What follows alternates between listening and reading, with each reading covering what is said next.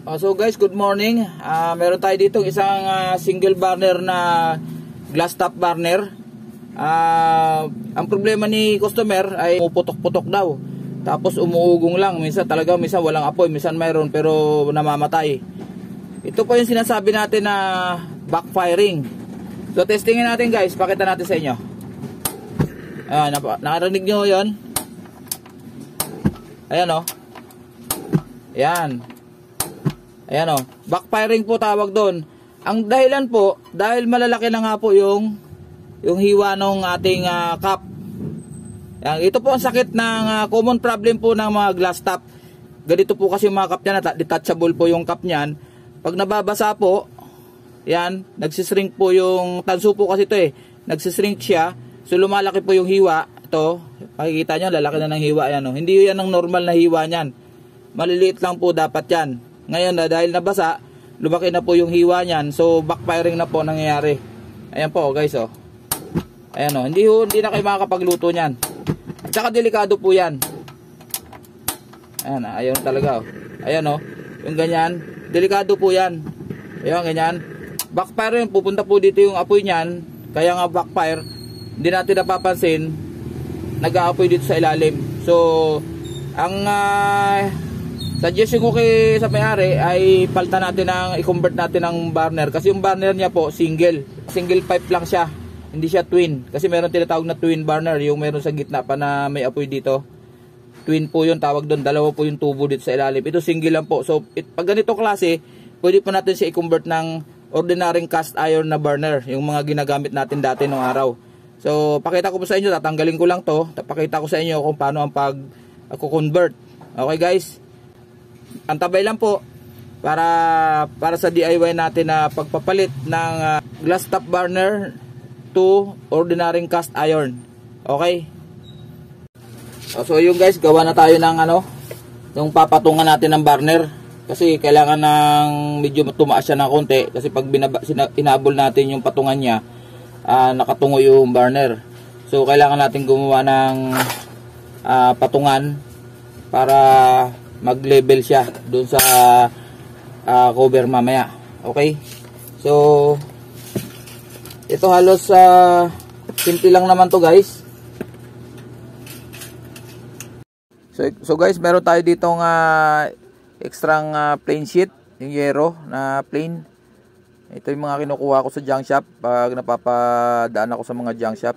Ito kasi karamihan ginagawa natin pansapi, mga pang repair. Ganito yung patungan ng burner, kailangan natin ng patungan ng konti para mag-level siya dun sa pinakang glass top, sa pinakang cover. Kasi nakatungo pag hindi natin linagyan ng bagong patungan. Nabulok na rin kasi yung patungan na tinanggal ko. So kailangan natin mag DIY. Ayan. So hindi natin kailangan ng welding dito. Mahirap mag welding pa ng yero, magbabayad pa tayo. So ganyan lang guys. Ayan. Unahin natin yung butas sa gitna para dun sa susuotan ng burner mamaya. Kasi lalagyan natin ng pin yan mamaya, yung lock, pinakang lock para hindi siya malalaglag. So ayun guys, binend ko na rito. Tiniklop ko lang ba samantala para lang masukat natin yung tamang taas. Pero babawasan pa natin ito na konti. At iuunat natin uli mamaya yan para babawasan kasi natin dito So ito, bawasan ko muna rito uli. Wala naman kasing pattern to guys. So DIY lang talaga to. Basta alalay lang yung pagbabawas para hindi tayo mag-alanganin mamaya. Sukat, tanggal, sukat. Kasi wala naman tong pattern. So discarte na lang natin kung paano tumama yan. So yan, dito yan mamaya. Iunatin natin to ngayon para malagyan natin ng cut dito sa para pag fold mamaya. So guys, ganito ba guys Kailangan kasi meron dito yung cut. Ayan. Tapos ito, yung dulo, pwede natin tong diretso lang. Yan. Yan ganyan lang ang style. Kahit hindi perfect guys, basta importante may patungan kasi yung yung burner. Yan, tanggalin to. Kabila. Yan, ganun din sa kabila. Tanggal natin yung mga dulo para hindi matalas. Ito natin din natin. Yan. Tapos lagyan natin ng cut dito. Pa V-shape. Tapos tanggalin na natin tong sobra. Yan. Pwede ni unahin tong pag-cut dito. Tapos tanggalin ulit ito. Yan. Kailangan lang talaga guys, meron tayong gunting na yero. Kasi mahirap makapal yan eh. Yan, ganyan. Tapos pwede na natin to ibalik yung pagkaka-bend. Kasi bubutasan natin yan mamaya. Yan, ganyan. Yan. Balik natin to. Yan. Yan, ganyan siya. Diyan siya uupo. Yan. Adjust lang. Tapos ito, sukat nyo ito guys. Itong mga kita ba yan, ito, bibin natin yan unti-unti, papasok para tumibay siya. Yan, ganyan o. Alalay lang. Nawala yung plies ko eh. Dapat plies. Ganyan o. Ito kasi magpapatibay dyan para hindi siya lulundo. Yan, ganyan. Yan. Tapos ito ganun din syempre. Yan. So magtatagpo na siya dito guys yung V-shape na ginawa natin. Ayan, tatagpo na siya doon. Kahit din na masyado pulido guys. Kahit wala nang hinang yan. Matibay na yan. Hindi na yan kayang ilundo ng burner. Yan. Kunti lang.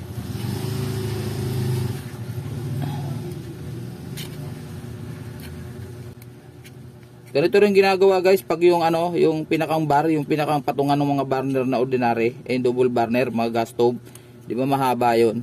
Pag nabubulo kasi yun, ganito rin ginagawa ko. Ito, maikli lang kasi ito dahil single burner lang. Saka patungan lang talaga siya ng burner ng glass top. May mga video na ako nakaraan, gumawa na rin yata ako nito, pero para lang sa mga hindi nakakapanood, mga bago, para may idea kayo. Yan, ganyan. So guys, matibay na yan. Hindi mo na kayang basta, lalo pag naitornilyo na natin to doon, siyempre pag nakatornilyo magkabila, mas matatag siya. Ayan guys, yan o, ganyan. Ngayon bubutasan natin to rito, susukatin na naman natin dito kasi at isang tornilyo lang. Kailangan kasi nakatornilyo yan dyan guys. Yan, ganyan ang forma yan. Yan. So magsusukat tayo. Ito medyo tricky dito yung pagsusukat. So lagyan natin to dito. Ito. Ayan, kita guys, nakapasok na yan dyan. Kita ba? Ayun. Tapos lalagyan natin ng to mamaya, ng lock. Dito mamaya gagawa tayo ng lock, DIY lock. So ito, mamaya natin i-fix yan dyan. Lalagyan kasi natin ng lock yan mamaya na. Pag sukat na natin ng maayos kung talagang saan siya tatama. Ngayon, patong natin muna yung salamin. Tingnan natin kung align na siya. Ganyan siya guys, oh. Yan. So far okay na siya. Halos ipipix na lang natin. Sa sentro lang natin yung butas, yung pagtutornilyo. Ito, dito yun. Tumama na sa butas guys, ayun oh. May butas kasi may tornilyuhan to. Tutornilyohan natin yan mamaya para naka-steady siya dyan. So makikita natin align na siya. Sakto na, hindi siya nakatungo, hindi siya nakatingala. Sakto lang. So bubutasan naman natin to ngayon. Itong paa. Ito, pipix natin ito dyan para hindi siya gagalaw syempre. Okay? So yung guys, i-align na natin. Maglalagay tayo ng tanda para sa butas. Kailangan kasi sakto lang yung sentro ng butas mamaya ng cover. Kailangan magtatama siya din sa sentro din ng burner. Hindi pwedeng nakatagilid para yung apoy hindi tatama doon sa pinakang plato. Ayan, ginuguhitan lang natin para siguradong sentro. Tig-isang butas lang yan, okay na yan guys. Yan, para stable lang siya doon sa ilalim. Yan. Okay, butasan natin to. Ang butas ay dito banda sa labas. Yan. Dito natin kasi i-tornilyo yan mamaya. Tigas. Ito. Yan. Ang pagtutornilyan, yung pinakang base nung ano, toto yung kalan. Mayroon dong butas para sa screw. Kaya kahit malaki butas nito, okay lang.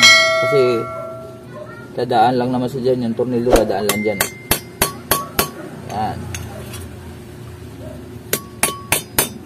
Yan. So, grinder din natin yung dulo kasi yung grinder din natin to yung mga naka-usli na yan, to. Kasi sininsil natin eh. Hindi makita, malabo. Ayun. Yung mga naka-usli na yan. Grinder lang natin para flat siya.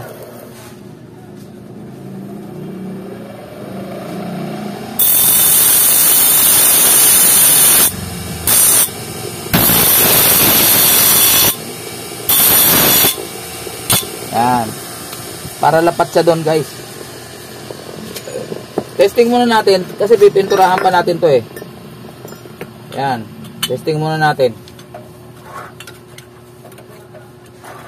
Siyempre, ito-tornilyo natin para sukat uli kung naka-align siya.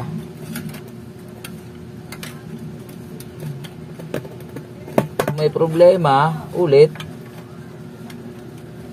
Yun. Saan na ba yung tornilyo? Screw na maliit. Nawawala. Screw na maliit. Ito.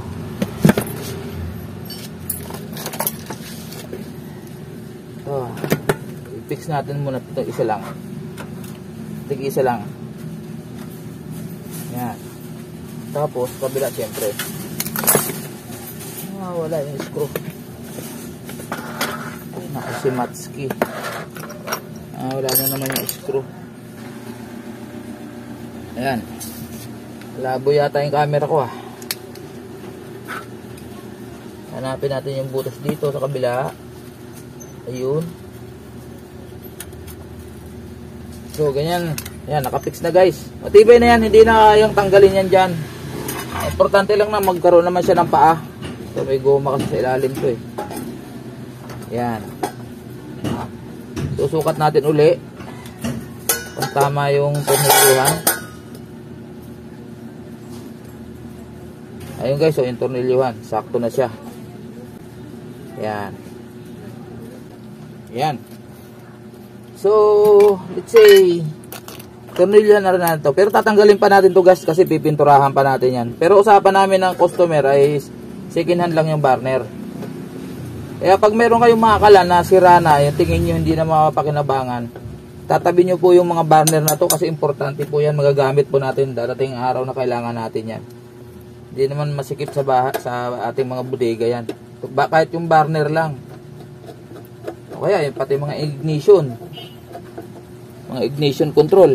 Ayan o. So naka-align na siya. Pag last stop kasi mataas yung patungan yan. Mataas yung yung pagpapatungan ng kaldero. So sakto lang yung taas niyan. Yan.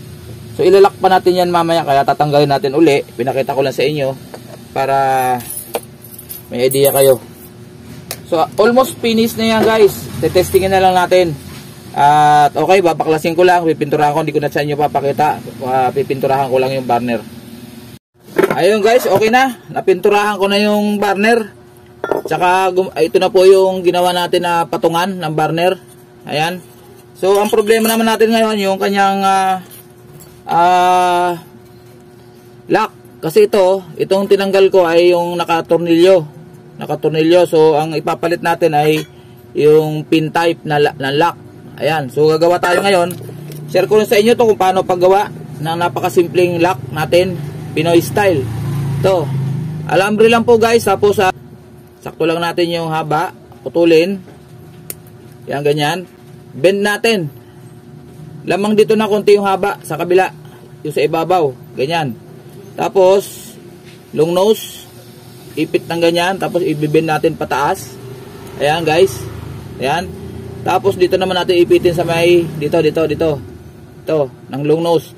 Tapos ibaba natin yan. So magkakaroon na siya ng curve. To. Dito naman natin ipitin sa kabila.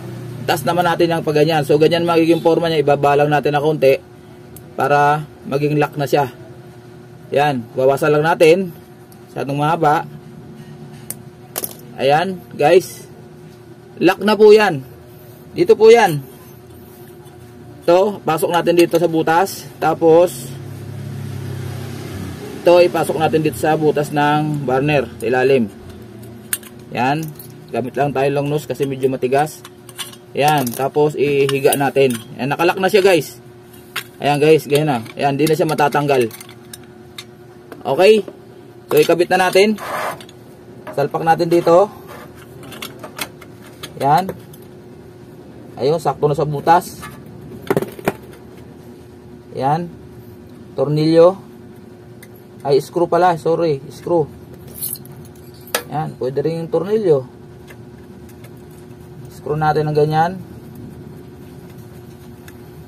Saka dun sa kabila. Ito na isang tornilyo. Ayun. Kaya natin dito. Para nakapix siya. Ah, hindi kita. Ayan na naman si Matsuki. Hindi na naman kita yung ginagawa. Ayan. Sorry guys ha. Screw natin. Ayan. So okay na. Matatag na siya. Ayan. Okay na. Hindi na siya mababagsak. Ngayon ikabit na natin yung salamin. Para matesting na natin guys. Ito yung kanyang plate. So nasaan ba yung kanyang rubber? May rubber to eh. Ito na yung kanyang glass top. Yan, ganyan. Tapos yung rubber, ito na natin ilagay dito. Importante ito guys na rubber na to kasi ito yung pag naipit nito yan, nakatunilyo kasi ito rito, pag naipit niya yan, hindi gagalaw yun, kasi ito gagalaw-galaw yan yung salamin. So ito pinaka nagsisilbing para maging stable yung salamin. So patong natin dyan.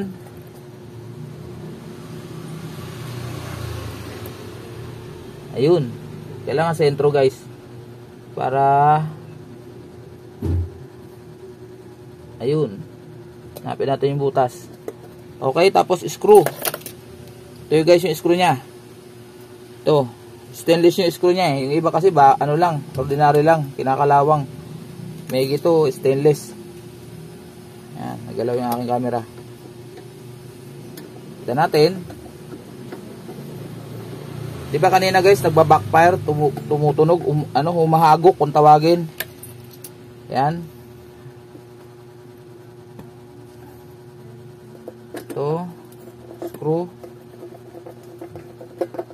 Tama-tama lang ang paghigpit guys, huwag masyadong mahigpit, baka mabasag naman yung salamin. Yan. So yan. Tingnan natin na konti. So ayan guys. Okay na. Yan, pantay na siya guys. Testingin natin guys. Ngayon, yung kanina, humahagok siya. Ngayon, testingin natin kung okay na yung apoy. Ayun. Ayun guys, oh, ganda ng apoy oh. Ayan oh. Pantay na pantay siya at wala kang maririnig na humahagok. Siyempre, adjust natin yung hangin. Ayan. Pag nakabukas masyado yung air mixer, kita nyo, inaangat yung apoy sa gilid. Ayan oh. So, pipihitin natin sa ilalim hanggang lumapat siya ng maayos. Ayan guys. Okay na guys, maraming salamat. Sana may napulot na naman tayong konting kaalaman sa pagpapalit, pagko-convert ng from glass top burner, which is na pag nababasa ay lumalaki ang awang, cause ng backfiring. So ngayon pinalitan natin ng ordinaryong cast iron. So mas matibay siya guys kahit mabasa siya ng mabasa. Pero iwasan nyo mabasa. Kahit mabasa siya, hindi siya basta-basta masisira. Ayun. Maganda kasi itong glass top burner kasi maganda sa kusina. Dahil siyempre, yan o, ganyan o. Class siya, class. Ang problema lang lagi nito, kay double burner pa yan, basta ganitong klase ang cup nyo, ganito yung burner, ay lumalaki ang hiwa pag nababasa ng tubig. So, iwasan natin matatapunan ng tubig pag ganito yung burner natin. Okay guys. Maraming salamat sa mga bagong nanonood sa aking channel. Please like, share, and subscribe. At pakipindot na rin ang notification bell sa taas para updated po kayo sa mga ganitong mga pagre-repair ko ng mga kalan. Lalo sa paggawa ng kalan. Kasi dito tayo nakalinya sa paggagawa ng mga gas appliances. Okay? At God bless po sa atin lahat uli. Maraming salamat. Bye-bye.